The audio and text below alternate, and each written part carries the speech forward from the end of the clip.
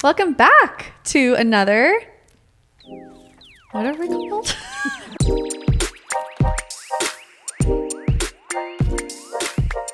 Real talk. Real talk. I couldn't think of the word. Real talk. Okay.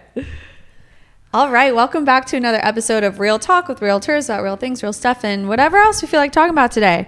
So Yes. today we have an interesting topic. We are not political. We are not going to get political. This is not about politics.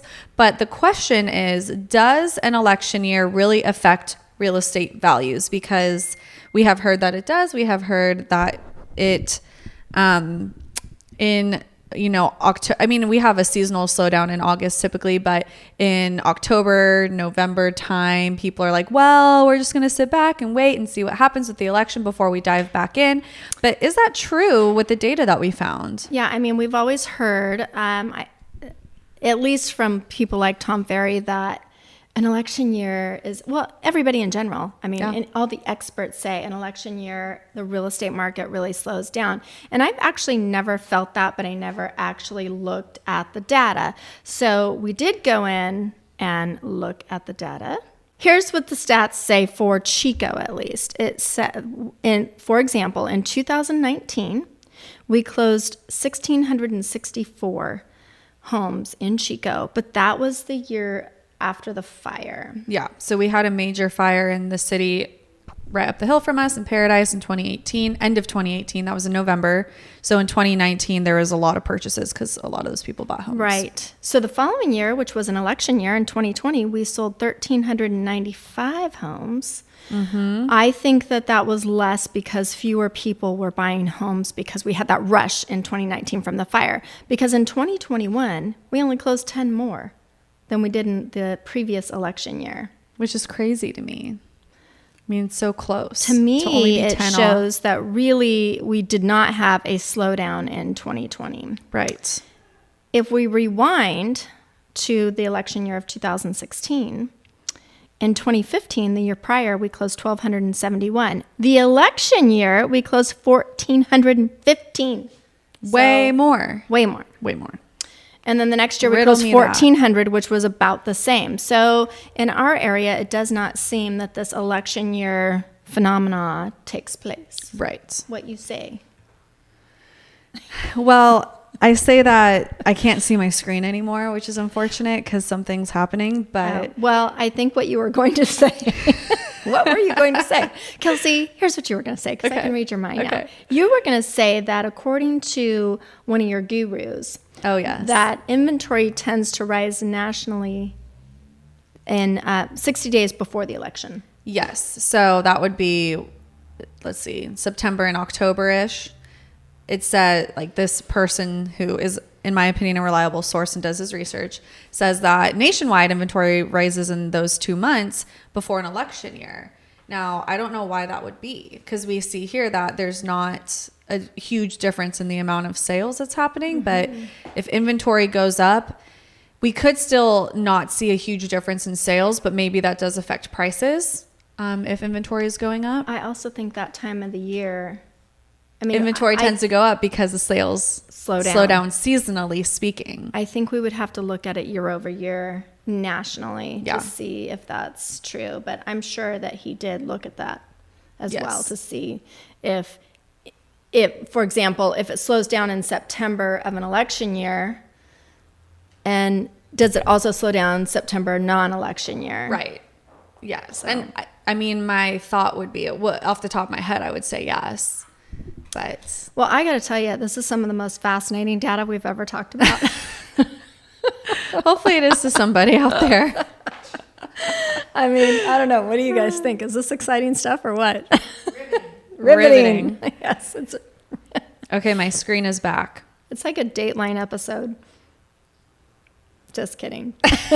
You love Dateline. That's riveting. Oh, okay. Yeah. No, it's interesting information because we're not feeling anything right now. No. Our feelings are wrong right now.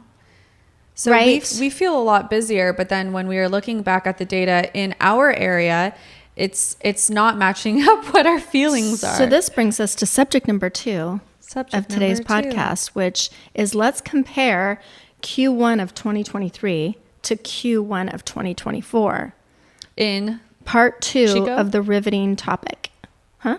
It is riveting if you're local. In Chico or in Butte County? In Chico. Chico. Okay. Have at it. Me? Yeah. All right. So 2023 in Q1, we closed 148. In 2024 Q1, 152. So relatively the same. Yes. I think prices did bounce up a little bit, but roughly same number of closings year over year.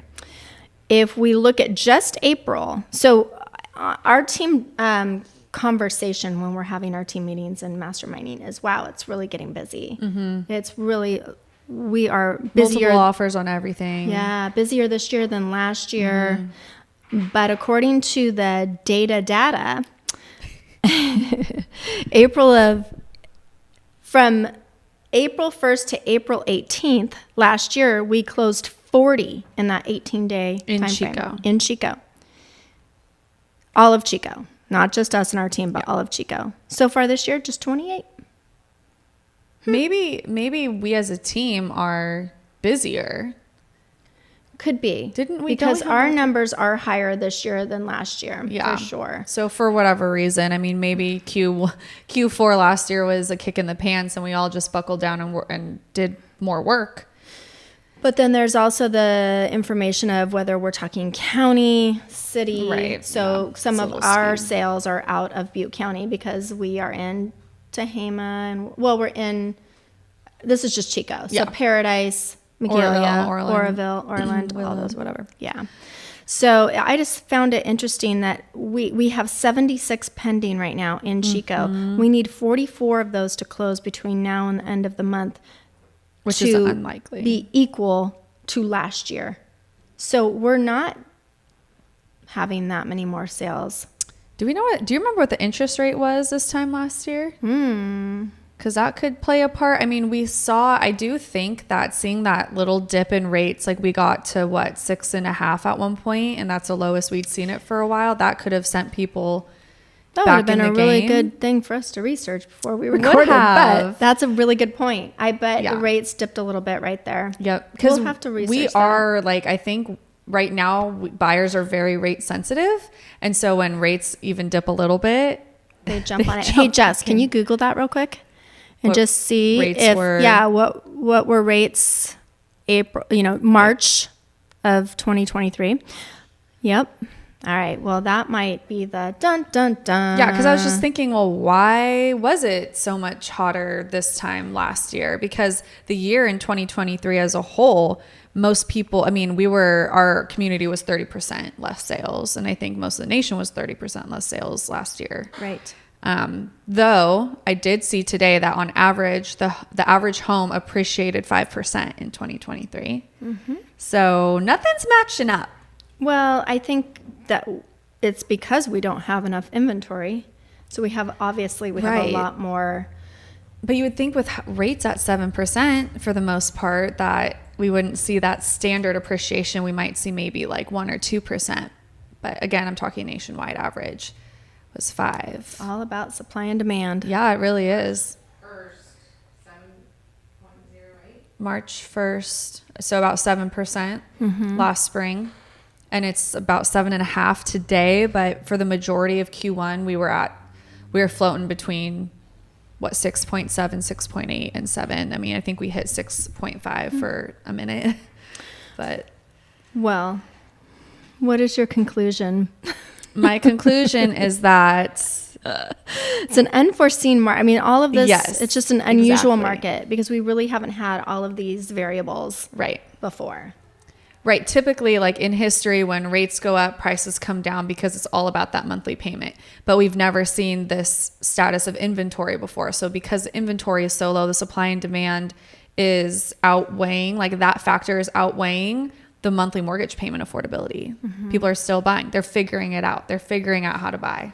I know. I had a client that I met a couple days ago, and they're getting ready to sell a home, and I tried to explain that, things have slowed down a little bit because of the interest rates. And she went, well, you should have seen what they were when we bought our first house, When houses were $150,000. Right. Yeah. And but she incomes- was, true. But still, she was, I mean, it was 12, 13%, and they even went higher. Right. So it's true. But the income was relevant to that too. Right. Their income wasn't what the income is today. It's not, but I mean, Minimum there's lots wage of statistics. was $3.25 an hour. Yeah, but there's lots of statistics you can look up. That's the wages are not keeping up with the inflation of homes prices. That is probably true. It did dip down We're still researching. mid-March last year. Oh, 6.75 6.75. mid-March. So we got that 0.3% drop, and people got into the market. But they still wouldn't have been able to close by April 18th. So go figure. Yeah. I don't know. It's interesting to see the data, even if we don't really have a conclusion to it, but it's still good information. I think at the end of the day, we all know that buying real estate is a great investment. And you don't buy just to sell. You buy and hold and wait, and you'll be fine. Gotta live somewhere. Go live somewhere. And if you can afford the monthly payment, then it's a good choice. Yep. All right. Thank you. Wrap it See you up. guys on the next one. Bye.